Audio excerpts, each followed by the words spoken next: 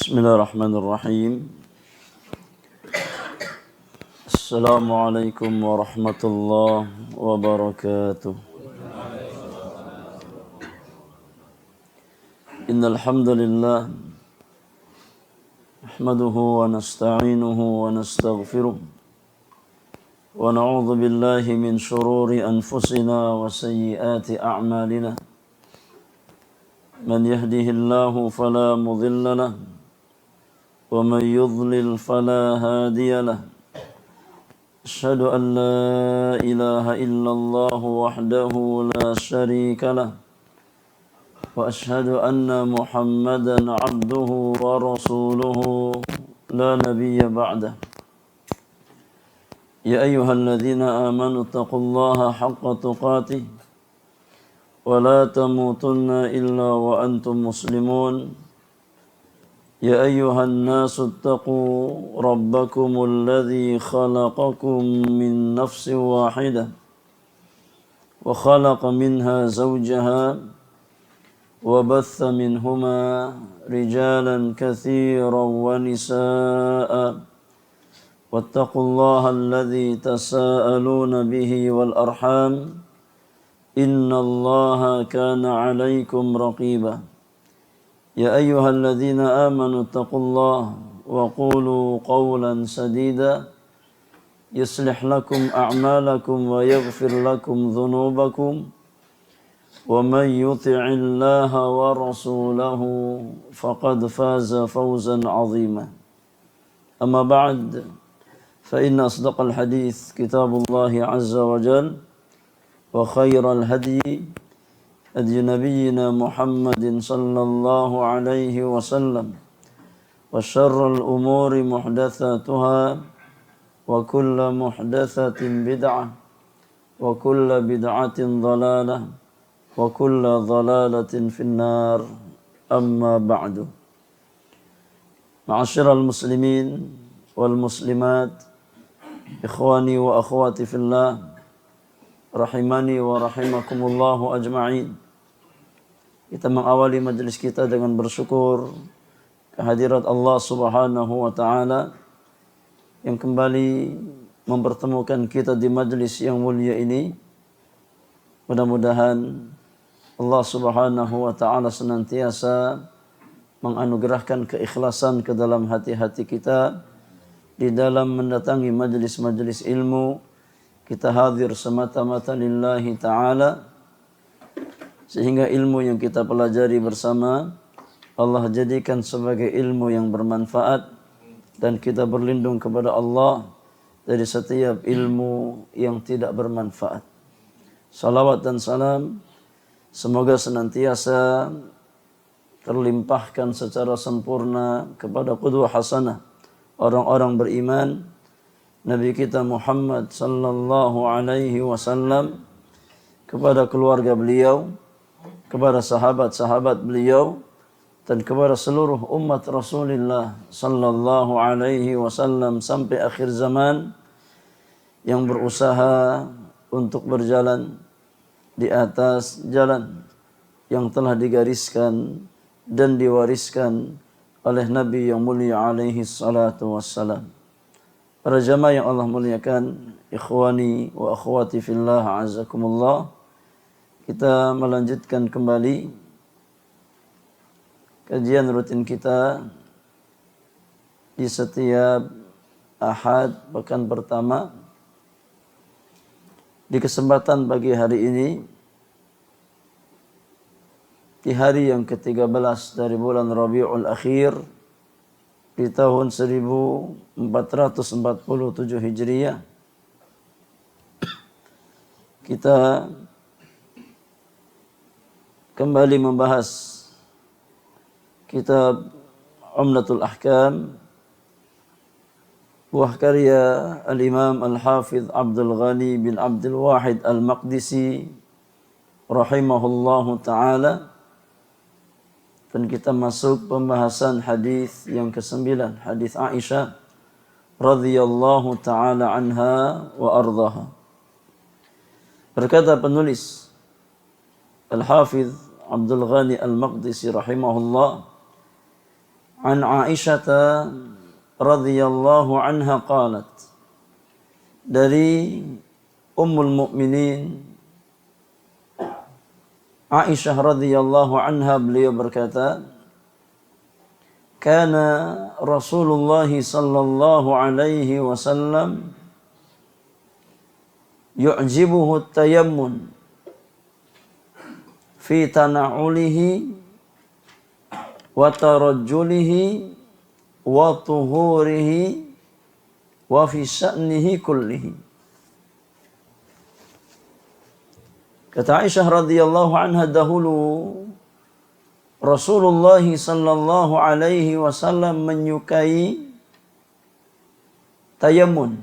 Tayamun ya, dari kata al-yamin, kanan. Ya. Nabi sallallahu alaihi wasallam menyukai untuk mengawali dari bagian kanan. Ya. Fi tana'ulihi, dalam hal mengenakan alas kaki. Ketika Nabi mengenakan alas kaki, maka Nabi suka mengawali dengan mengenakan yang sebelah kanan terlebih dahulu. Wa tarajjulihi, dalam hal merapihkan rambut, yang menyisir rambut. Nabi sallallahu alaihi wasallam juga suka ya untuk mengawali dari bagian sebelah kanan. Wa tuhurihi, demikian pula dalam hal bersuci, tuhur. Ya, dalam hal berwudu. Nabi sallallahu alaihi wasallam juga ya menyukai mengawali dari bagian yang sebelah kanan. Wa fi sya'nihi kullihi, dan dalam ya perkara-perkara kebaikan yang lainnya. Di sini Aisyah radhiyallahu anha meriwayatkan ya bahwasanya di antara sunnah dalam hal-hal kebaikan, dalam perkara-perkara yang baik, maka Nabi sallallahu alaihi wasallam mengawali dengan bagian kanan. Ya, termasuk dalam hal bersuci. Dalam poin yang kita bahas di dalam kitab At-Taharah, ya, di antara sunnah yang Nabi sallallahu alaihi wasallam ketika beliau bersuci, maka Nabi sallallahu alaihi wasallam ya mengawali dengan membasuh bagian kanan terlebih dahulu. Dalam hal-hal yang memang di sana ada dua bagian.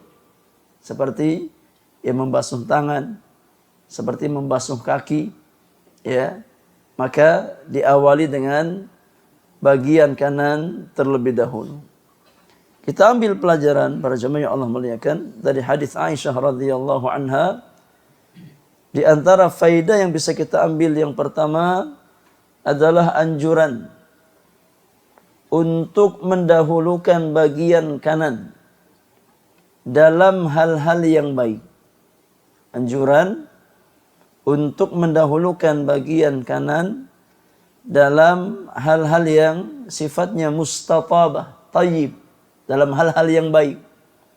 Ya, seperti bersuci. Ya.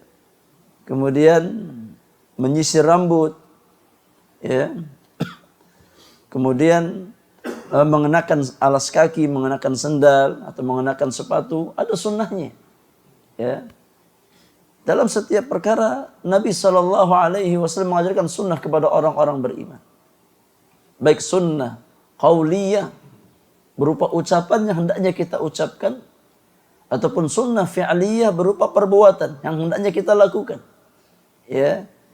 Maka di antara kunci keberkahan para jamaah yang Allah muliakan dalam kehidupan orang-orang beriman adalah sejauh mana dia berusaha untuk berpegang teguh di atas sunnah Rasulullah sallallahu alaihi wasallam. Ya, semakin seorang hamba berpegang teguh, bertamassuk di atas tuntunan Rasulullah sallallahu alaihi wasallam, maka biidznillah azza wa jalla hidupnya semakin berkah. Ya. Namun semakin kita jauh di dalam mengamalkan tuntunan Rasulullah sallallahu alaihi wasallam, semakin jauh dari ya berpegang teguh di atas sunnah, maka semakin jauh hidup kita dari keberkahan. Ya. Karena setiap apa yang Nabi tuntunkan adalah kebaikan bagi orang-orang beriman. baik kebaikan duniawiyah yang akan dia dapatkan ataupun kebaikan ukhrawiyah. Lihat, ya antum perhatikan. Rasulullah sallallahu alaihi wasallam mengajarkan ya sunnah dari mulai kita membuka mata kita di pagi hari, bangun tidur sampai sebelum kita memejamkan mata kita. Di malam hari untuk istirahat, untuk tidur malam. Semuanya ada sunnahnya. Dari bangun tidur sampai tidur lagi, Nabi sallallahu alaihi wasallam mengajarkan sunnahnya. Ya, namun terkadang banyak di antara kita yang belum tahu tentang sunnah-sunnah tersebut. Dan yang lebih menyedihkan, sebagian kita terkadang ya tersibukkan dalam perkara-perkara yang bukan sunnah sehingga meninggalkan sunnah Rasulullah sallallahu alaihi wasallam. Berapa banyak kaum muslimin yang tersibukkan dengan perkara-perkara yang bukan sunnah Rasulullah sallallahu alaihi wasallam, sedangkan mereka tidak faham ya tentang sunnah-sunnah Nabi sallallahu alaihi wasallam. Dari bangun tidur sampai kita tertidur lagi, Nabi sallallahu alaihi wasallam mengajarkan sunnahnya. Ya, ketika seorang muslim bangun di pagi hari, ya membuka kedua matanya, maka disunnahkan ya untuk membaca alhamdulillahilladzi ahyana ba'dama amatana wa ilaihin nusyur. Ketika seorang muslim hendak ya masuk ke dalam toilet, masuk ke kamar mandi, ada sunnahnya. Ya, sunnah qauliyah dan sunnah fi'liyah. Ketika kita masuk ke kamar mandi, Nabi ajarkan doa. Nanti kita bahas hadisnya. Ya, Allahumma inni a'udzubika minal khubuthi wal khaba'ith. Di antara sunnah ketika kita masuk kamar mandi, mendahulukan kaki apa?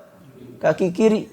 Ya, ketika kita masuk kamar mandi, ya ketika di kamar mandi kita ada bejana yang berisi air atau bak yang berisi air, maka Nabi mengajarkan jangan memasukkan tangan kita secara langsung ke dalam bak air tersebut, tapi dibasuh dulu.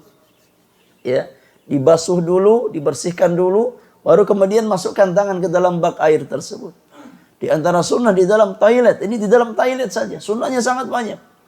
Ya, seorang muslim dianjurkan jangan buang hajat menghadap ke arah kiblat atau membelakangi arah kiblat. Ya, di dalam toilet seorang muslim ketika dia buang air kecil, dilarang untuk menyentuh kemaluannya dengan tangan kanan. Ketika istinja, dilarang menyentuh kemaluan dengan tangan kanan. Ini semua sunnah yang Nabi sallallahu alaihi wasallam ajarkan. Baru di dalam toilet, belum apa di ya bagian-bagian yang lain. Ketika kita keluar toilet ada sunnahnya. Ya.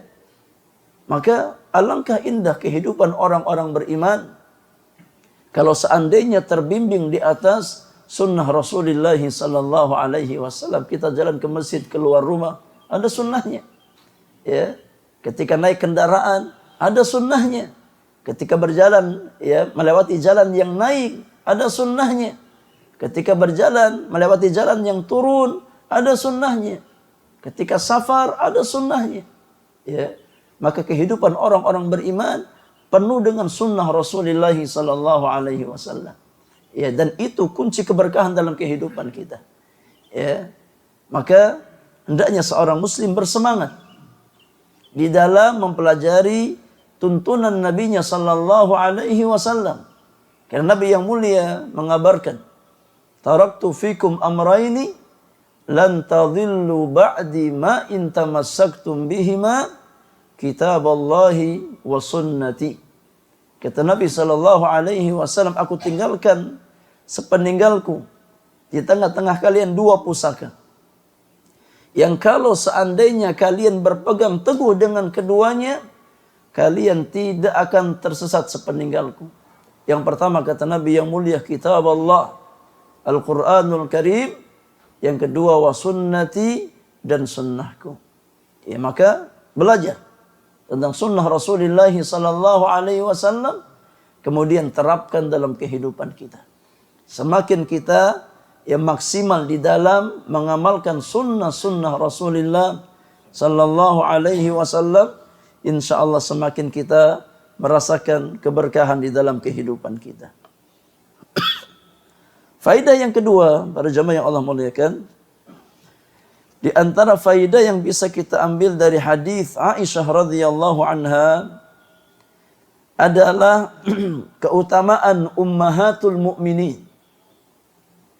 Keutamaan ya istri-istri Rasulullah sallallahu alaihi wasallam. Di mana dari mereka kita banyak belajar tentang banyak hal dari sunnah Rasulullah sallallahu alaihi wasallam. Ya. Karena istri-istri Nabi alaihi salatu wasallam banyak meriwayatkan hal-hal yang tidak diketahui oleh orang yang di luar rumah. Rasulullah sallallahu alaihi wasallam yang menjadi kebiasaan Nabi alaihi salatu wassalam. Ya. Dan ini kata para ulama di antara hikmah. Di antara hikmah kenapa Allah Subhanahu wa taala mengizinkan nabinya untuk menikah lebih daripada 4 wanita. Agar mereka istri-istri Nabi yang mengajarkan kepada umat bagaimana sunnah Rasulullah sallallahu alaihi wasallam. Ya, karena apa yang Nabi lakukan itu akan menjadi apa? Syariat bagi umatnya. Ya, terkadang banyak hal yang Nabi lakukan di dalam rumahnya yang tidak mungkin diketahui oleh orang yang kecuali di dalam rumah Nabi alaihi salatu wassalam. Maka di antara hikmah Allah Subhanahu wa taala mengizinkan nabinya alaihi salatu wassalam menikahi lebih dari 4 wanita agar istri-istri beliau kelak yang menjadi estafet yang mengajarkan kepada umat bagaimana sunnah-sunnah Rasulullah sallallahu alaihi wasallam. Ya, adapun bagi umatnya maka ada batasan nisab. Ya, dalam hal menikahi seorang wanita. Ya, batasan maksimalnya berapa? 4. Allah Subhanahu wa taala berfirman, ya, fankihu ma taba lakum minan nisa'i mathna wa thulatha wa ruba'. Nikahi wanita yang kalian inginkan, imma 2, imma 3, imma 4. Ya. Nah, ini kalau apa? Kalau punya keberanian. Ya. Ya, ya, dan punya kemampuan. Ya. Nah, ini hukum asalnya. 2, 3 atau 4. Ya. Kalau punya keberanian, kalau punya kemampuan.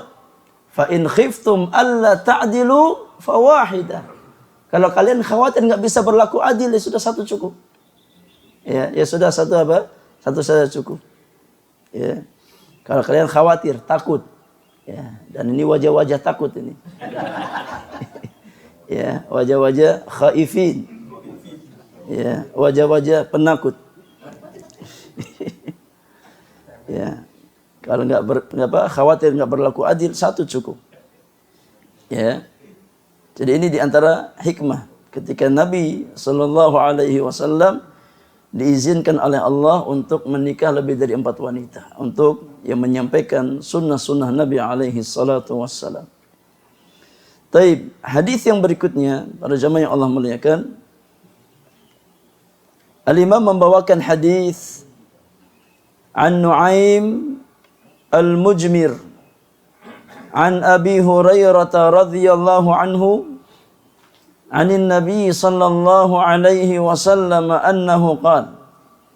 Dari Nu'aim Al-Mujmir dari Abu Hurairah radhiyallahu taala anhu wa ardhah, dari Nabi sallallahu alaihi wasallam beliau bersabda, kata Nabi yang mulia, inna ummati yud'auna yaumal qiyamati ghurran muhajjalina min atharil wudu. Sesungguhnya umatku, yakni kaum muslimin, ya, umat istijabah, ya, karena umat Nabi itu ada 2 macam. Ada ummatud da'wah, ada umat mustajabah. Ya, ummatud da'wah, ya setiap umat yang yakni disampaikan kepada mereka dakwah untuk masuk ke dalam Islam. Ya. Namun tidak setiap manusia masuk ke dalam Islam. Ya. Maka orang-orang yang menerima Islam mereka disebut dengan umat mustajabah. Ya, dan yang Nabi maksudkan di sini, inna ummati yud'auna yaumal qiyamah. Sesungguhnya umatku akan dipanggil di hari kiamat nanti, ya. Akan dibangkitkan di hari kiamat nanti, yakni umat mustajabah dari kalangan kaum muslimin. Yang tubuh-tubuh mereka terkena air wudu. Ya, dari kalangan orang-orang beriman. Kata Nabi yang mulia, inna ummati yud'auna yaumal qiyamah. Sesungguhnya umatku akan dipanggil di hari kiamat nanti ghurran muhajjalina min atharil wudu, dalam kondisi bersinar. Ya, dalam kondisi bersinar. Ya, ghurran artinya bersinar di wajahnya. Muhajjalin bersinar pada tangan dan kakinya. Semua bagian ya tubuh yang terkena air wudu di hari kiamat akan bersinar. Dan ini yang menjadi ciri khas umat Rasulullah sallallahu alaihi wasallam. Makanya ketika Nabi ditanya, wahai Rasulullah, bagaimana engkau mengenali umat beliau di hari kiamat? Kata Nabi, dari athar wudu mereka. Ya. Maka jangan sampai jamaah, ya kita di hari kiamat dibangkitkan, ya di hari kiamat Nabi enggak kenal kita. Kenapa? Karena enggak ada athar wudu. Ya, Nabi mengenali, oh ini umat saya dari bekas air wudu selama di dunia. Ya, karena setiap air wudu yang kita basuhkan ke tubuh kita, insya Allah di hari kiamat akan menjadi sinar, akan menjadi cahaya. Yang dengannya Rasulullah sallallahu alaihi wasallam mengenal bahwasanya dia adalah umat Nabi sallallahu alaihi wasallam, seorang muslim. Ya, maka jangan sampai kita mengklaim muslim, mengklaim umat Rasulullah sallallahu alaihi wasallam, tapi badan kita enggak pernah terkena air wudu. Bagaimana Nabi kenal dengan kita? Ya, enggak ada athar wudunya. Ya, maka jaga ya wudu kita dalam kondisi apapun. Ya. Dalam kondisi apapun hendaknya seorang muslim berusaha untuk menjaga ya wudunya. Karena kita memiliki kewajiban dalam sehari semalam yang tidak sah kewajiban tersebut melainkan dengan berwudu. Ini salat yang 5 waktu. Faman istata'a minkum an yutila ghurratahu falyaf'al. Maka barang siapa di antara kalian yang bisa yakni memanjangkan athar wudunya, hendaknya dia lakukan. Ya, namun ucapan ini sebagaimana banyak dijelaskan oleh para ulama muhadditsin, poin terakhir, ucapan terakhir adalah ucapan sahabat Abu Hurairah radhiyallahu taala anhu wa arda. Ya, di dalam istilah ilmu hadis namanya mudraj. Ya, kalamun mudraj. Ya, yakni kalimat atau ucapan yang dimasukkan ke dalam hadis, dan itu bagian dari ucapan perawi hadis. Ya, bukan dari ucapan Nabi sallallahu alaihi wasallam. Wa fi lafdhin akhar, dalam lafaz yang lain, dalam lafaz Imam Muslim, Nuaim al-Mujmir berkata, Ra'aitu Abu Hurairah yatawadda. Aku pernah melihat Abu Hurairah berwudu. Suatu hari aku pernah melihat Abu Hurairah berwudu, faghasala wajhahu wa yadayhi hatta kada yablughu al-mankibaini. Di mana Abu Hurairah radhiyallahu anhu membasuh wajahnya, kemudian membasuh kedua tangannya, ya, sampai hampir-hampir menyentuh mankib beliau. Ya, ketika membasuh tangan dilebihkan. Ya, ini perbuatan Abu Hurairah radhiyallahu anhu. Ketika membasuh tangannya, ya beliau lebihkan sampai hampir yang menyentuh mankib, pundaknya. Ya, dilebihkan. Thumma ghasala rijlaihi hatta rafa'a ila saqaini. Kemudian beliau membasuh kedua kakinya sampai pada betisnya. Ya, sampai pada betisnya. Ya. Thumma qala, kemudian Abu Hurairah berkata, sami'tu Rasulullah sallallahu alaihi wasallam yaqul inna ummati yud'auna yaumal qiyamati ghurran muhajjalina min atharil wudu faman istata'a minkum an yutila ghurratahu wa tahjilahu falyaf'al. Kata Abu Hurairah, sesungguhnya aku mendengar secara langsung Rasulullah sallallahu alaihi wasallam bersabda, sesungguhnya umatku akan dipanggil di hari kiamat nanti dalam kondisi bercahaya, bersinar.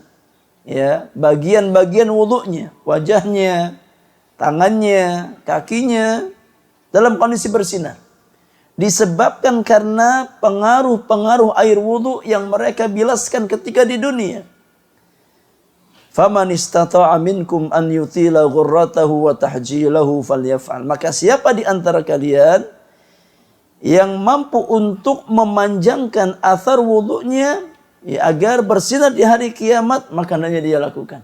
Ya, poin terakhir, ucapan terakhir atau kalimat terakhir, siapa yang mampu untuk memanjangkan ya athar wudunya, hendaknya dia lakukan. Ini adalah ucapan Abu Hurairah radhiyallahu taala anhu wa ardhahu. Ya. Wa fi lafdhi muslim li muslimin wa fi lafdhin li muslimin. Dalam lafaz yang lain yang diriwayatkan oleh Imam Muslim, Abu Hurairah berkata, sami'tu khalili sallallahu alaihi wasallam yaqul. Aku pernah mendengar kekasihku Rasulullah sallallahu alaihi wasallam pernah bersabda, tablughul hilyatu minal mu'min haitsu yablughul wudu. Ya, keindahan seorang mukmin, sinar seorang mukmin, cahaya orang beriman di hari kiamat ya, yakni akan sampai pada sebatas air wudu yang sampai pada badannya. Ya. Yani sejauh mana seorang mukmin ya berwudu sebagaimana wudu Rasulullah sallallahu alaihi wasallam, maka akan menjadi sinar bagi dirinya di hari kiamat nanti. Ya, akan menjadi ya sumber cahaya bagi dirinya di hari kiamat nanti. Ya, wallahu a'lam. Taib, kita ambil pelajaran para jamaah yang Allah muliakan dari hadis Abu Hurairah radhiyallahu taala anhu wa arda, hadis yang ke-10. Di antara faedah bisa kita ambil ya. Yang pertama terkait dengan melebihi batasan ya. Ketika seseorang berwudu, yakni wajah ya, batasan wajah sudah kita jelaskan dari mulai ya tempat tumbuh rambut bagian depan ya, kemudian bawah sampai batasan zakan dagu kita. Adapun samping ya sampai pada ya tulang lunak yang menonjol di samping telinga kita ini. Ini semuanya adalah batasan wajah. Yang ketika seorang muslim, seorang muslimah berwudu, maka wajib dibasuh secara sempurna. Ya. Adapun yakni tangan, maka batasannya sampai mana? Sampai batasan mirfaq, siku. Ya. Adapun yakni kepala, maka batasannya dari tempat tumbuh rambut bagian depan sampai tempat tumbuh rambut bagian belakang. Ya, sampai tengkuk bagian belakang ya, disertai dengan kepala kedua telinga ya, karena ini masuk kepala. Adapun kaki, maka batasannya dari jari jemari kaki sampai batasan apa? Al-Ka'bain, kedua mata kaki. Ini batasan yang ditetapkan di dalam syariat. Ya. Sedangkan Abu Hurairah ketika berwudu, beliau melebihkan. Ya, melebihkan ketika membasuh tangan, bahkan sampai apa? Hampir menyentuh pundaknya, dilebihkan. Ketika membasuh kaki sampai pada betisnya. Ya. Dari sini para ulama ada perbedaan pendapat terkait dengan hukum melebihkan. Ya, terkait dengan hukum melebihkan ya bagian wudu ketika seseorang berwudu. Ya, madhab sebagian ulama, sebagaimana madhab ya sebagian Hanafiyah, Syafi'iyah, Hanabilah mengatakan hukumnya mustahab. Ya, yakni disyariatkan boleh seseorang ketika berwudu ya melebihkan lebih daripada bagian ya atau batasan wudu yang telah ditetapkan di dalam Al-Qur'an. Ya. Sebagaimana perbuatan Abu Hurairah radhiyallahu taala anhu wa arda. Ya. Sebagian madhab ulama yang lain ya, seperti madhab yakni Malikiyah, madhab Imam Malik, madhab juga ya, Imam Ahmad, pendapat yang dipilih oleh Syekhul Islam Ibn Taimiyah, pendapat yang dipilih oleh Al-Imam Ibn Al-Qayyim, dan pendapat yang dipilih oleh Syekh Abdurrahman Ibn Nasir As-Sa'di, bahwasannya melebihi ya batasan yang ditetapkan bukan perkara yang disyariatkan. Ya. Melebihi batasan yang telah ditetapkan oleh Allah dan Rasulnya bukan perkara yang disyariatkan. Ya. Yang disyariatkan adalah mengikuti batasan yang telah ditetapkan oleh Allah dan Rasulnya sallallahu alaihi wasallam. Dan Allah telah menetapkan batasan-batasannya. Ya di dalam ayatul wudu, ya ayyuhalladzina amanu idza qumtum ila salati faghsilu wujuhakum. Basuhlah wajah-wajah kalian. Ya. Wa aydiyakum ilal marafiq, dan tangan kalian sampai batasan siku. Ya. Wamsahu bi ru'usikum, usaplah kepala kalian, wa arjulakum ilal ka'bain, dan basuhlah kedua kaki kalian sampai batasan kedua mata kaki. Ini batasan yang Allah tetapkan. Demikian pula di dalam praktek wudunya Nabi sallallahu alaihi wasallam, ya, yakni semua sahabat yang meriwayatkan praktek wudunya Nabi sallallahu alaihi wasallam tidak melebihi batasan yang Allah tetapkan.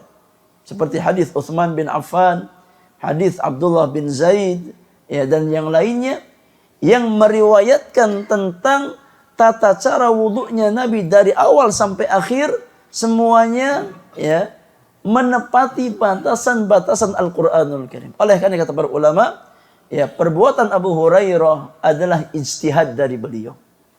Ya, ijtihad dari beliau. Ya. Ya, ijtihad dari beliau. Ditambah lagi ada riwayat ya yang menunjukkan bahwasannya Abu Hurairah ketika yakni melakukan wudu semacam itu dilakukan sendiri. Ya. Dia lakukan sendiri. Yani tidak ada yang melihat dia. Ya. Sebagaimana ya dalam riwayat Abu Hazim, dan ini dijelaskan oleh Al-Imam Ibnul Qayyim rahimahullahu ta'ala, bahwasannya perbuatan Abu Hurairah ini ya berdasarkan ijtihad yang beliau lakukan. Ya, ijtihad yang beliau lakukan. Berdasarkan riwayat Abu Hazim, ya, di mana beliau berkata, kuntu khalfa Abi Hurairah wa huwa yatawadda lis-shalah. Suatu ketika aku ada di belakang Abu Hurairah dalam kondisi beliau sedang berwudu untuk salat. Fakana yamuddu yadahu hatta yablugha ibtahu. Ya, ketika berwudu membasuh tangan, ya beliau melebihkan sampai hampir menyentuh ketiaknya. Ya. Faqultu, maka aku bertanya kepada Abu Hurairah, kata Abu Hazim, ya Abu Hurairah, ma hadzal wudu? Wahai Abu Hurairah, wudu apa ini? Kok sampai sejauh itu engkau mengusap ya, membasuh tanganmu? Ya. Faqala, maka Abu Hurairah berkata, ya Bani Farukh, antum hahuna? Wahai Abu Hazim, kamu di sini? Saya enggak tahu kalau kamu di sini. Ya. Lau alimtu annakum hahuna ma tawaddatu hadzal wudu. Kata Abu Hurairah, kalau seandainya saya tahu kalian ada di sini, aku enggak akan wudu seperti ini. Ini menunjukkan bahwasanya beliau dengan istihad beliau. Ya, dengan istihad beliau. Kalau seandainya aku tahu kalian ada di sini, aku enggak akan wudu dengan cara seperti ini. Ya, karena aku khawatir kalian akan salah faham. Ya, karena memang yang diriwayatkan dari Nabi sallallahu alaihi wasallam ketika berwudu, Nabi sampai pada batas apa? Mirfaq. Ya, sampai pada batasan siku ketika membasuh tangan. Ketika membasuh kaki sampai pada batasan kedua mata kaki. Ya, dari sini Ya wallahu alam, pendapat yang lebih tepat, hukum asalnya ya di dalam masalah wudu, maka yang terbaik adalah kita mencontoh wudunya Nabi sallallahu alaihi wasallam. Dan ya sahabat-sahabat yang meriwayatkan tata cara wudunya Nabi dari awal sampai akhir, mereka ya menjelaskan batasan-batasan wudu sama sebagaimana yang dijelaskan dalam Al-Qur'anul Karim. Ya, maka itu hukum asalnya, ya kita berwudu sebagaimana wudunya Rasulullah sallallahu alaihi wasallam. Adapun yang Abu Hurairah lakukan, maka itu adalah bagian dari ijtihad Abu Hurairah radhiyallahu taala anhu wa arda. Wallahu a'lam. Jadi ada khilaf dalam masalah ini ya di antara para ulama. Di antara faedah yang bisa kita ambil, para jamaah yang Allah muliakan, ya dari hadis Abu Hurairah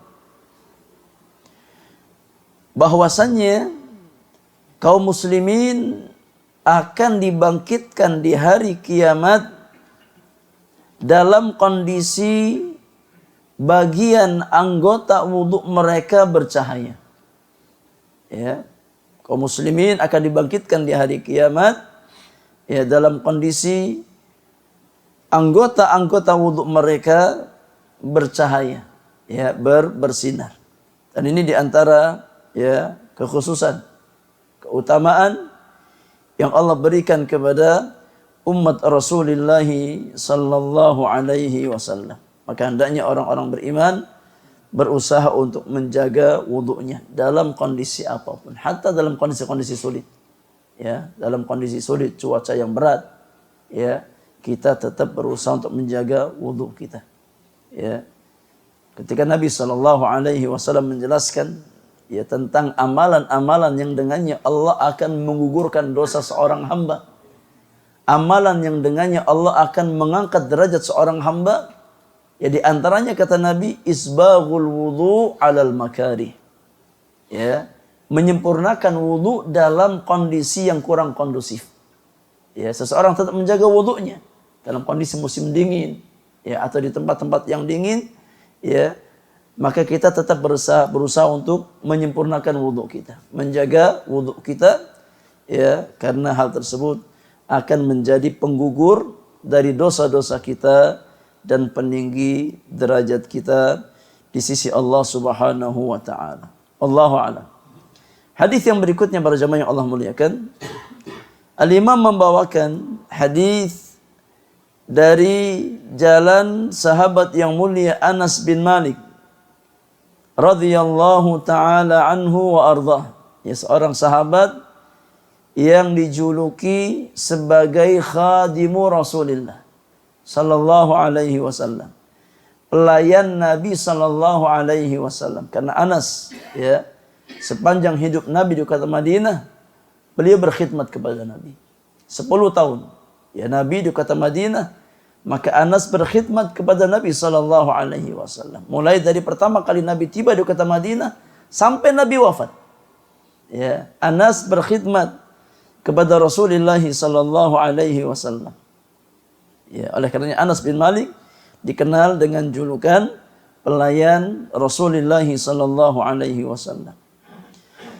An Anas ibn Malik radhiyallahu anhu, dari Anas bin Malik radhiyallahu anhu, anna an-nabiy sallallahu alaihi wasallam kana idza dakhala al-khala', bahwasanya Nabi sallallahu alaihi wasallam apabila beliau masuk ke dalam khala', ya tempat buang hajat.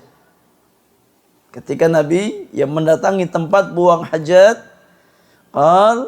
beliau membaca doa, Allahumma inni a'udzubika minal khubuthi wal khaba'ith.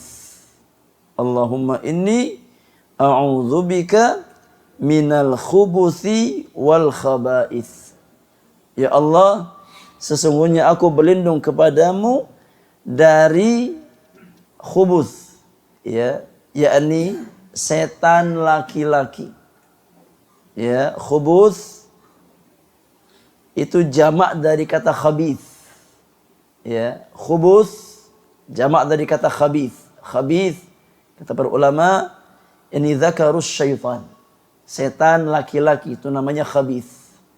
Jamaknya khubus. Ya. Wal khaba'ith, dan aku berlindung kepada engkau dari setan perempuan. Ya, dari setan perempuan. Kata al khaba'ith bentuk jamak dari kata khabithah. Khabithah untha syaitan.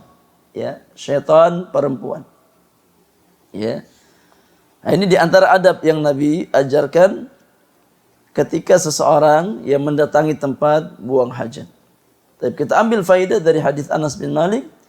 Yang pertama adalah anjuran untuk membaca doa. Anjuran untuk membaca doa ya sebelum masuk ke dalam tempat buang hajat. Ya. Dan doa yang Nabi ajarkan diantaranya adalah Allahumma inni a'udzubika minal khubuthi wal khaba'ith. Ya.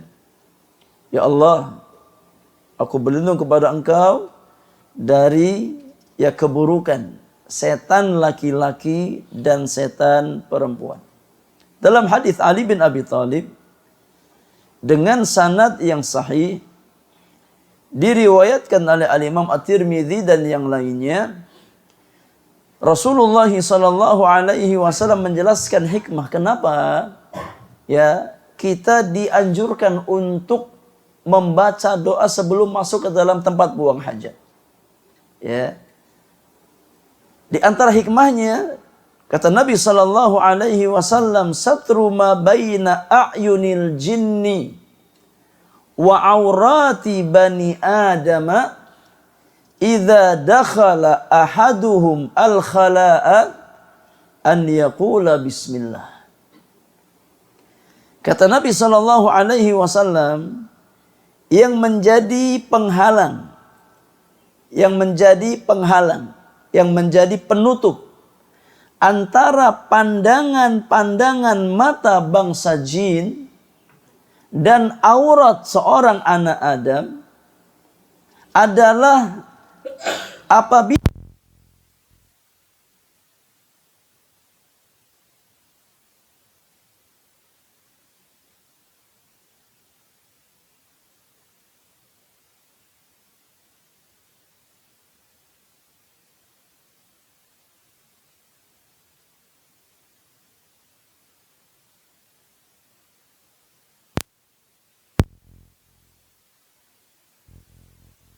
ya, ketika seseorang masuk ke dalam toilet nggak baca doa, ya maka dia berikan auratnya ya untuk bisa dilihat oleh bangsa jin. Ya. Maka Nabi sallallahu alaihi wasallam mengajarkan wasilah agar bangsa jin tidak bisa melihat aurat kita ketika kita buang hajat, ya, dengan cara membaca doa sebelum masuk ke dalam tempat buang hajat. Membaca doa sebelum kita masuk ke dalam toilet, ya. Minimal menyebut nama Allah, bismillah. Ya. Yang lebih baik kita berlindung. Allahumma inni a'udzubika minal khubuthi wal khaba'ith. Ini ya hikmahnya. Ya. Faidah yang kedua di antara faidah ya dari hadis Anas bin Malik. Ya. Hadis di atas menjelaskan bahwasannya bangsa jin itu sama halnya seperti bangsa manusia. Ada ya jenis kelamin laki-laki, ada jenis kelamin perempuan. Ya. Bangsa jin sama halnya seperti manusia.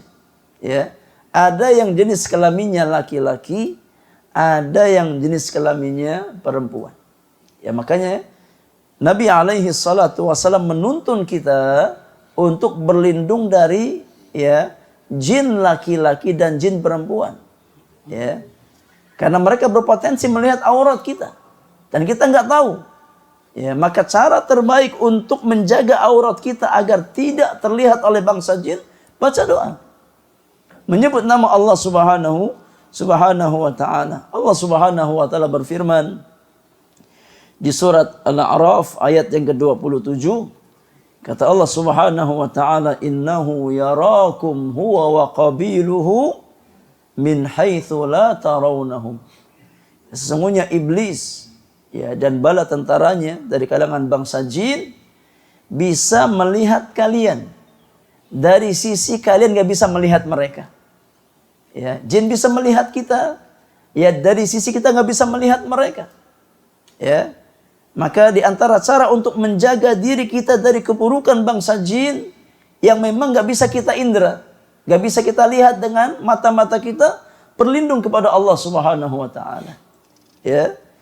Di antaranya ketika kita sedang buang hajat atau hendak buang hajat, kita ya membaca doa sebelum kita masuk ke dalam toilet. Wallahu a'lam. Hadis yang berikutnya, Al-Imam membawakan hadis dari Abi Ayyub Al-Ansari radhiyallahu taala anhu wa ardhah. Beliau berkata, qala Rasulullah sallallahu alaihi wasallam, Rasulullah sallallahu alaihi wasallam pernah bersabda, "Idza ataitumul ghaita fala tastaqbilul qiblata bighaitin wala baulin wala tastadbiruha walakin syarriqu aw gharribu." Kata Nabi sallallahu alaihi wasallam, apabila kalian mendatangi tempat buang hajat, maka janganlah kalian ya buang hajat dalam kondisi menghadap ke arah kiblat, istiqbal namanya. Ya, menghadap ke arah kiblat namanya istiqbal. Fala tastaqbiluha. Ya, fala tastaqbilu al-qiblata. Jangan kalian menghadap ke arah kiblat. Arah ya kemana kita menghadapkan wajah kita ketika sholat. Itu namanya istiqbalul qiblah. Ya. Fala tastaqbilul qiblata bighaitin wala baulin. Jangan kalian ya buang air besar atau buang air kecil dalam kondisi menghadap ke arah kiblat. Wala tastadbiruha, dan jangan kalian membelakangi kiblat ketika sedang buang air.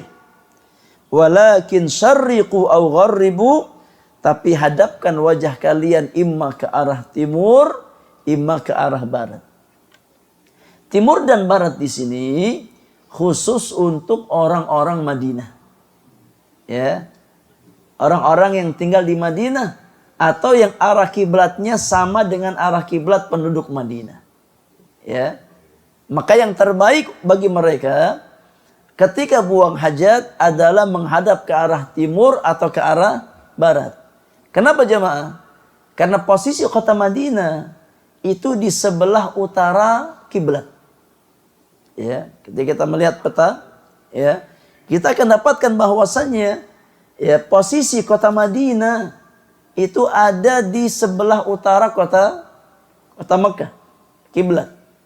Ya, maka arah yang tidak menghadap dan membelakangi barat dan timur. Ketika penduduk Madinah menghadap ke arah selatan, maka mereka menghadap ke arah kiblat. Ketika penduduk Madinah menghadap ke arah utara, maka mereka membelakangi arah kiblat. Ya, maka arah yang tidak menghadap dan membelakangi kiblat bagi penduduk kota Madinah adalah ke barat dan timur. Maka Nabi yang mulia mengatakan syarriqu aw gharribu. Hadapkan ke arah timur atau ke arah barat. Ya, inilah dua arah yang memang selamat dari menghadap ke kiblat atau membelakangi arah kiblat. Ya, maka tempat-tempat yang arah kiblatnya sama dengan penduduk kota Madinah berlaku hadis yang mulia ini. Ya. Adapun tempat-tempat yang arah kiblat mereka berbeda, maka hukumnya berbeda. Hukumnya berbeda. Ya, kalau kita di tempat yang arah kiblat kita ke arah barat, berarti kebalikan. Ketika buang hajat ke arah timur, ke arah utara dan selatan. Ya, karena kalau kita menghadap ke arah barat berarti menghadap ke arah kiblat. Ketika kita menghadap ke arah timur berarti membelakangi arah kiblat. Poinnya bukan masalah timur dan barat, tapi membelakangi atau menghadap arah kiblat. Itu yang kita hindari. Itu yang kita hindari. Ya. Dan ini mukjizat dari Nabi alaihi salatu wassalam. Ya lihat, ya waktu itu belum ada Google Map. Ya, buat ngukur ya kiblat ke arah mana, tapi Nabi tahu. Ya. Bahwasannya kiblat kaum muslimin itu di arah ya selatan, kota Madinah. Sehingga ketika Nabi memerintahkan para sahabat ya untuk menghindari dua arah, Nabi arahkan ke arah barat dan timur. Ini mukjizat Nabi sallallahu alaihi wasallam yang menjelaskan bahwasannya Nabi alaihi salatu wasallam la yantiqu 'anil hawa. Tidak berbicara dengan hawa nafsunya. In huwa illa wahyun yuha.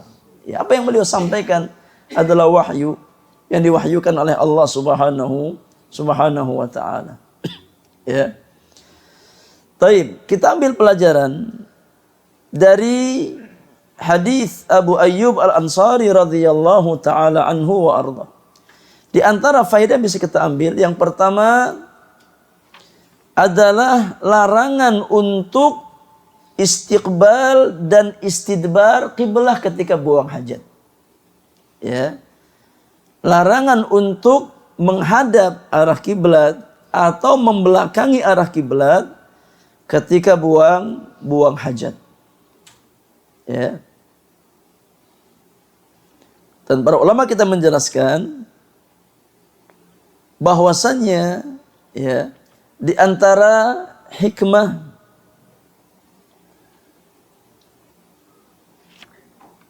kenapa kita dilarang untuk menghadap arah kiblat atau membelakangi arah kiblat ketika buang hajat, hikmahnya kata para ulama adalah ta'zim al-Ka'bah al-Musyarrafah.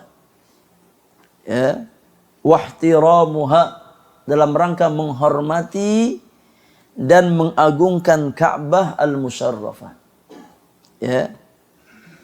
Datang dalam sebagian hadis dengan sanad yang dhaif, ya, di mana Nabi sallallahu alaihi wasallam bersabda, "Idza ata ahadukum al-buraz," ketika salah seorang di antara kalian ya mendatangi tempat buang hajat, falyukrim qiblatallah, maka hendaknya dia memuliakan kiblat Allah Subhanahu wa taala, wala yastaqbil al-qiblah, dan jangan dia menghadap ke arah kiblat. Ya. Kata Nabi, falyukrim, hendaknya dia memuliakan, mengagungkan, menghormati ya kiblat Allah Subhanahu wa taala, dan di antara bentuk memuliakan adalah ya tidak menghadap ke arah kiblat ketika buang hajat. Qala Abu Ayyub Al-Ansari berkata, faqadimna Syam fawajadna marahid qad buniyat nahwal Ka'bah fananharifu anha wa nastaghfirullah azza wa jalla. Kata Abu Ayyub, ya, rawi hadis tersebut, ketika kami mendatangi negeri Syam, setelah Syam ditaklukkan oleh kaum muslimin, ya, ketika kami mendatangi negeri Syam, kami dapatkan ternyata penduduk Syam membangun toilet mereka menghadap ke arah Ka'bah. Menghadap ke arah selatan. Penduduk Syam itu. Ya. Dan Syam adalah istilah zaman dahulu ya, yang kalau pada zaman sekarang mencakup 4 wilayah, 4 negara. Apa saja?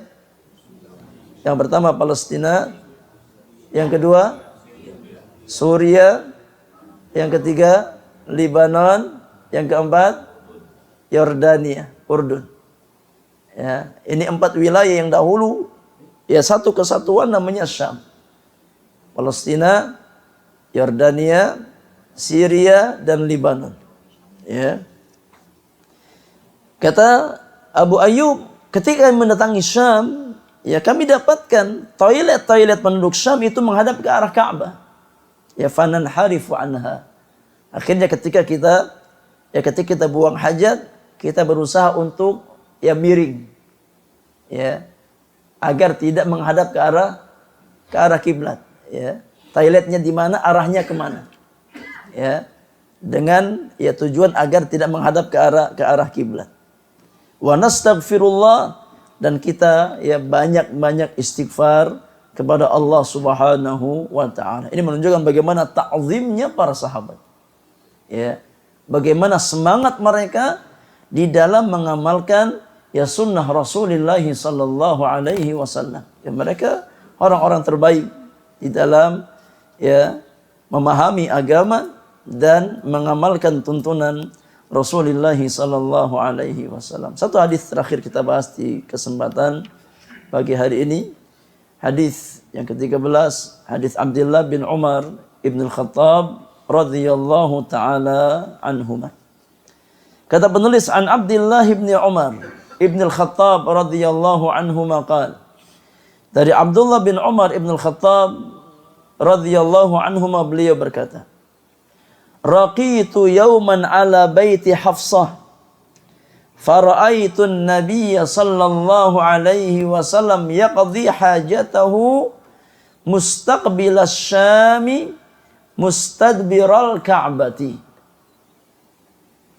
Kata Abdullah bin Umar, suatu hari ya aku pernah naik ya ke atas rumahnya Hafsah bintu Umar, ya. Hafsah bintu Umar radhiyallahu taala anha, istri Nabi alaihi salatu wasalam, ya. Kakaknya Abdullah bin Umar. Aku pernah, atau saudarinya Abdullah bin Umar, yang melihat Hafsah. Aku naik ya ke rumah Hafsah. Aku melihat Nabi sallallahu alaihi wasallam ya sedang membuang hajat, yaqdi hajatahu mustaqbilas Syam mustadbiral Ka'bati. Ya, Nabi membuang hajat menghadap ke arah Syam dan membelakangi arah Ka'bah. Membelakangi arah Ka'bah. Hadis ini para jamaah yang Allah muliakan, ya, dijadikan oleh para ulama sebagai mukhassis. Ya, sebagai mukhassis yang mengkhususkan. Ya. Larangan atau muqayyid yang mengikat, larangan yang dimutlakkan pada hadis Abu Ayyub Al-Ansari sebelumnya. Ya. Di mana kata para ulama, larangan ya menghadap atau membelakangi arah kiblat pada hadis Abu Ayyub Al-Ansari ya terkait dengan buang hajat di tempat lapang, ya, di tanah lapang, di tempat yang terbuka, bukan pada tempat yang tertutup. Ya. Adapun ketika seseorang di tempat tertutup, maka tidak mengapa dia yakni buang hajat menghadap atau membelakangi arah kiblat, karena ada penghalang antara dia dengan kiblat tersebut. Ya. Maka para ulama berbeda pendapat terkait dengan larangan menghadap dan membelakangi arah kiblat ketika buang hajat. Ya. Ada yang mengatakan secara mutlak dilarang. Ada yang mengatakan bahwasanya larangan buang hajat menghadap atau membelakangi arah kiblat ini khusus di tanah lapang. Ya, di tempat yang terbuka memang enggak ada penghalang antara dia dengan kiblat. Ya, enggak ada penghalang. Adapun di bunyan, di dalam bangunan, ya, maka bukan perkara yang diharamkan. Ya, bukan perkara yang diharamkan. Ya, berdasarkan hadis Abdullah bin Umar, di mana beliau melihat suatu ketika Nabi alaihissalam buang hajat dalam posisi membelakangi arah kiblat. Ada yang mengatakan kalau membelakangi boleh, ya, tapi kalau menghadap maka tetap dilarang.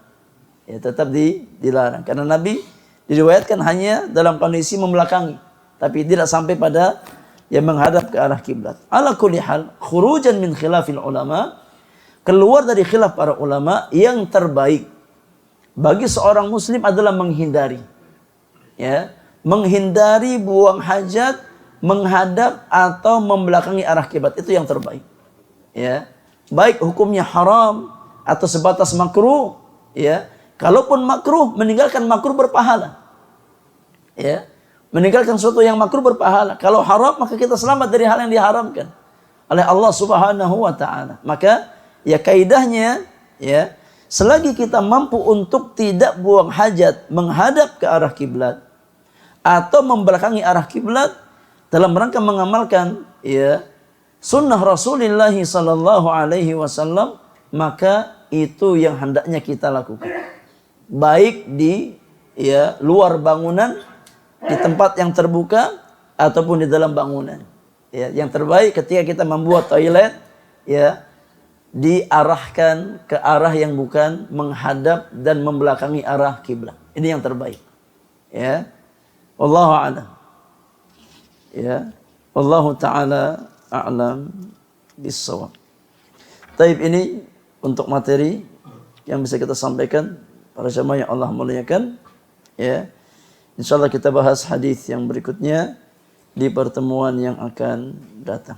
Selebihnya kita beri kesempatan untuk bersoal jawab. Kalau ada hal-hal yang ingin ditanyakan terkait materi yang kita bahas di kesempatan pagi hari ini, mudah-mudahan bermanfaat untuk kita semuanya.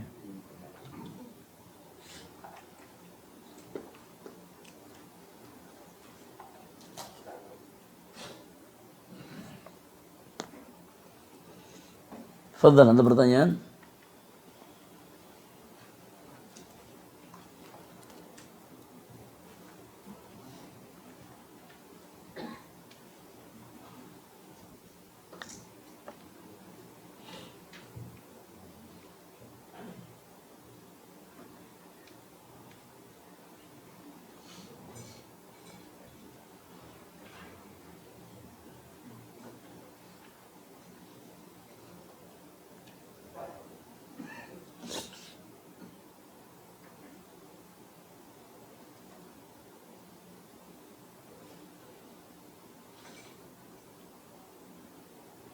Masya Allah, ada pertanyaan ya? Oh ada, betul. Tadi terkait kalau kita di tempat yang tutup, itu kan masih dibolehkan. Kalau kita di tempat yang tutup toilet yang tutup itu kita masih dibolehkan untuk menghadap atau membelakangi arah kiblat. Kadang kita kan pertimbangannya itu kalau misalkan memang bisa kita geser, toilet duduk misalkan kan kita kalau sudah terbiasa dengan kebiasaan, mungkin kalau kita membuang air dengan mungkin menghadap ke lubang kencing atau menghadap tembok, itu kan mungkin karena kita merasa kalau seperti itu bisa menimbulkan bau pesing yang mungkin susah hilang. Kita akhirnya memilih untuk buang airnya di klosetnya, gitu, di lubang klosetnya. Itu kan kadang-kadang kita terbatas dengan mungkin gerakan di dalam toiletnya itu susah untuk menghindari arah itu. Apakah itu merupakan juga rukhsah, keringanan itu? Iya, barakallahu fiik. Allah Subhanahu wa taala berfirman, "Fattaqullaha mastata'tum." Bertakwalah kamu kepada Allah semaksimal yang bisa kita upayakan. Hukum asalnya kalau kondisinya normal, tidak ada hal yang memang memberatkan kita untuk menghindari arah kiblat dan membelakangi arah kiblat. Kita upayakan untuk tidak menghadap dan membelakangi arah kiblat. Ya. Namun dalam kondisi-kondisi yang mungkin menyulitkan kita, memberatkan kita, maka kaidah mengatakan al-masyaqqatu tajlibu taisir. Ya, hal-hal yang memberatkan akan mendatangkan kemudahan bagi seorang mukmin. Ya. Maka kalau memang menyulitkan enggak ada masalah. Ya, tidak ada masalah. Apalagi di dalam bangunan masih ada keringanan. Ya, ketika kita memang buang aja di dalam bangunan. Ya, bukan di tempat yang terbuka, bukan di tanah lapang. Maka masih ada keringanan. Ya. Tapi kalau kondisinya normal dan memungkinkan kita untuk tidak membuang hajat, dalam kondisi menghadap dan membelakangi arah kiblat, maka itu yang kita upayakan. Ya, kalau memang sulit, mau diapakan lagi. Ya, selama kita sudah berusaha bertakwa kepada Allah Subhanahu wa taala, insyaallah tidak masalah. Ya, tidak mengapa. Ya, wallahu taala a'la wa a'la. Ada yang lain? Silakan. Ini kaitan dengan wudu dan najis, Ustaz. Silakan. Iya, di bilangan Jakarta itu kan ada mall yang memperbolehkan membawa binatang masuk ke dalam mall tersebut di bilangan Jakarta Utara. Artinya meskipun di dalam mall tersebut itu tidak diperbolehkan. Ini maaf, ini saya langsung ngomong binatangnya ya, dia boleh membawa anjing ke dalam mall tersebut, dan di mall itu tapi ada aturan dia harus dipasang pampers untuk anjingnya supaya tidak membuang air di sana. Nah, mungkin yang saya tanyakan pada Ustadz adalah bagaimana hukumnya kita mengimani bahwa kalau ya air liur anjing itu kan juga itu akan menyebabkan hadis bagi kita gitu Ustaz. Tapi di dalam mall tersebut ada restoran di sana, meskipun restoran itu sifatnya halal gitu Ustaz. Dan di restoran tersebut juga ada mushola di situ. Dan di dalamnya juga ada orang-orang muslim yang bekerja di sana. Bagaimana sikap kita untuk bisa menjaga bahwa menjaga diri kita supaya kita terhindar dari segala bentuk dosa, ataupun juga biar terhindar dari hadis yang kita tidak tahu itu bakal bercecer di mana-mana, kita bisa liur-liurnya. Ya, itu aja Ustaz. Baik, barakallahu fi. Ya, maksudnya hadas ya, bukan hadis ya. Ya, hadas. Ya, ini najis ya. Najis yang disebutkan dari air liur anjing maksudnya. Tayyib, barakallahu fi. Iya. Yang pertama jemaah yang Allah muliakan ya, terkait dengan masalah najis ya. Kalau memang kita tahu anjing tersebut ya, kita tahu anjing tersebut ya menjilat ya tempat-tempat tertentu, dan kita lihat dengan mata kepala kita sendiri, maka hindari tempat-tempat itu. Ya, jauhi tempat-tempat yang kita tahu secara pasti anjing itu yang menjilat tempat tersebut. Ya, karena tempat yang dijilat oleh air liur anjing, ya terkena air liur anjing, maka hukumnya terkena najis mughalladhah, najis yang berat. Ya. Namun kalau memang kita nggak tahu pasti, ya anjing itu menjilat bagian mana saja, maka kita punya kaidah, ya bahwasanya al aslu fil asya'i taharah. Hukum asal segala sesuatu itu suci. Ya, hukum asal segala sesuatu itu suci. Ini kita punya kaidah asal. Selagi kita tidak melihat dengan mata kepala kita sendiri anjing menjilat ya bagian tersebut, maka hukum asalnya dihukumi suci. Ya. Dihukumi suci. Ya. Ketika muncul keraguan-raguan, terkadang muncul ragu-ragu, ya. Jangan-jangan ini ya kursi yang dijilat anjing, ya. Ya. Jangan-jangan meja yang kita tempati ini bekas jilatan anjing. Muncul apa? Syak. Muncul keraguan-raguan, ya. Maka ketika kita dihadapkan dengan keraguan-raguan, maka terapkan kaidah berikutnya, bahwasanya al-yaqinu la yazulu bisyak. Sesuatu yang dibangun di atas keyakinan, maka tidak bisa dikalahkan dengan keraguan-raguan. Hukum asal meja hukum asalnya apa? Suci. Ya, hukum asalnya suci. Sampai kita tahu persis bahwasannya memang di meja itu terdapat najis. Selagi kita tidak tahu secara pasti, maka kembalikan kepada hukum asal. Ya. Tinggalkan was-was. Ya, terkadang ya datang was-was. Ya, ketika jalan di lantai, aduh jangan-jangan lantai ini bekas apa? Air liur anjing. Ya, ketika masuk toilet, jangan-jangan anjing masuk toilet. Ketika mau masuk ke mushola, jangan-jangan anjing juga masuk mushola. Artinya hidupnya dengan apa? Penuh dengan was-was.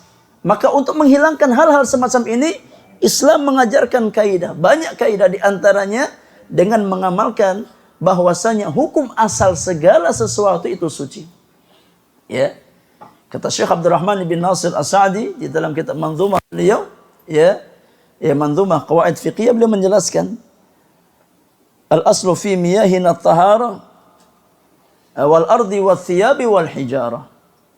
Hukum asal ya dalam masalah air itu suci. Ya. Ketika kita mendapatkan air, ya, selagi kita tidak tahu ada najis di air tersebut, maka hukumnya suci. Kecuali kalau kita tahu secara yakin, kita lihat dengan mata kepala kita sendiri, ada najis di air tersebut, maka ya berbeda hukumnya. Selagi kita nggak tahu, hukum asal air itu suci. Ya, demikian pula pakaian, ya, demikian pula tanah, demikian pula bebatuan, itu hukum asalnya suci.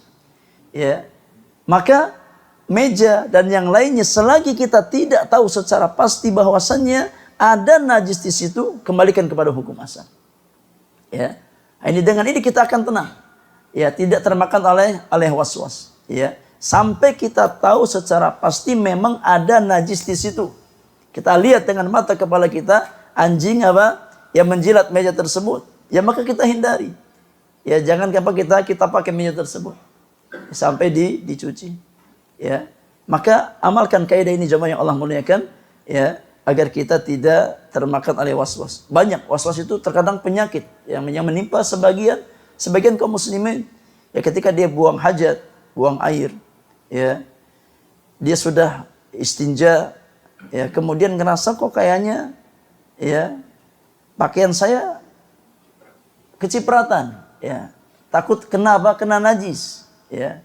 Terkadang baik niatnya, ya, untuk menjaga dari najis, namun ketika sudah terkena was-was, nggak tenang, ya, salat juga nggak khusyuk karena kepikiran dan yang lainnya. Maka, yakni para ulama kita mengajarkan kaidah. Hukum asalnya pakaian kita ini suci, kecuali memang kita tahu pasti, ya, bahwasanya pakaian kita terkena najis. Ya, adapun percikan air kencing, yang pertama kita berusaha untuk menjaga diri kita, badan dan pakaian kita dari terkena air najis. Ya, selebihnya selama kita sudah berusaha menjaganya, ya, terkadang mungkin kita nggak tahu, nggak sadar ada percikan kecil yang kembali ke pakaian kita. Ya, maka ya sesuatu yang sifatnya yasir dan sulit dihindari dimaafkan oleh Allah Subhanahu wa taala. Karena terkadang memang kita nggak tahu. Ya, ada mungkin percikan ya sangat kecil. Ketika kita buang air kecil, ya, terkadang kembali ke celana kita atau kembali ke baju kita dan kita nggak sadar, kita nggak tahu. Ya, maka dimaafkan oleh Allah Subhanahu wa taala. Ya. Wallahu taala alam bisawab. Kalau kita tahu yakin, maka nggak berlaku kaidah al-yakin la yazulu bisyak. Karena bukan syak lagi yang kita dapatkan, tapi yakin. Berarti hukumnya berubah. Yang asalnya suci menjadi apa? Najis. Tapi kalau kita nggak tahu, kembalikan kepada hukum asal. Ya. Wallahu taala a'lam bissawab. Baik, terakhir satu lagi. Fadhal. Kalau kita yakin anjing itu ada di rumah itu, berkeliaran bahkan tidur sama orang itu, kita nggak mau masuk, bagaimana? Kita nggak lihat bahwa kursian di itu, tapi dia mau masuk aja. Saya ikat anjingnya. Lah, bukan ikat masalahnya. Saya tahu anjing itu ya, contohnya di rumah saudara kita yang non muslim. Nah, itu gimana? Kita ambil itu yakin aja, kita nggak melihat, atau kita yakin bahwa rumah itu sudah diedarin anjing liar kemana-mana gitu. Ya Allah. Nah. Iya. Iya. Ya ini. Ya kan bertahun-tahun tak berarti kan. Nah. Dibersihin atau enggak tahu. Ya, wallahu alam, tetap berlaku kaidah asal. Tetap berlaku kaidah asal. Ya. Selagi kita tidak melihat secara pasti, maka berlaku hukum asal. Ya, bahwasanya al-aslu fil asya at-taharah. Ya, al-aslu fil asya at-taharah. Kecuali memang kita tahu secara yakin, secara pasti, ya, ada najis di tempat tersebut, maka baru, ya, kita hindari. Ya, selagi kita nggak tahu secara yakin, maka Islam memberikan kemudahan. Ya, bahwasanya hal-hal yang kita nggak tahu secara pasti itu ada najisnya, dihukumi hukum asalnya suci. Meskipun mungkin ada najisnya di situ. Selama kita nggak tahu secara pasti, maka hukum asalnya suci. ya, hukum asalnya suci. Ya sama seperti di tempat-tempat umum, ya. Terkadang anjing itu di mana-mana ada, ya. Terkadang kita lewat di tempat umum, di halte, ya. Kalau kita pakai kaidah ini ada anjing, ya. Di halte jangan-jangan dia tidur di sini, duduk di sini, semua ya kursi dijilatin sama dia. Nah, ini kan jadi kan masuknya kemana-mana, ya. Kita pakai imajinasi kita sendiri. Padahal kata anjing, ya siapa juga yang di situ. Ya, ente sudah suudon sama ana. Ya kalau anjingnya bisa ngomong ya ente suudon sama ana ini. Ya mentang-mentang ana bawa najis mughalladhah, ente suudon sama ana. Makanya kembalikan kepada kaidah asal. Ya selagi ya kita nggak tahu secara pasti, secara yakin, maka kembalikan kepada kaidah asal, al-aslu fil asya'i taharah. Ya hukum asal segala sesuatu itu suci. Kecuali kita melihat dengan mata kepala kita sendiri ada najis di tempat tersebut, maka kita hindari. Ya, Allahu a'lam. Jadi, ya hatta sama anjing nggak boleh kita suudon. Ya, ya apalagi sama pasangan ya. Baik, kita cukup jamaah Allah muliakan. Ya, mudah-mudahan bermanfaat buat kita semuanya. Apa-apa yang hak semata-mata taufik dari Allah Subhanahu wa taala. Yang salah dan kurang karena kesalahan dan kekurangan ilmu yang saya miliki. Wassallallahu ala nabiyyina Muhammadin wa alihi wa sahbihi ajma'in. Wa akhiru da'wana alhamdulillahi rabbil alamin.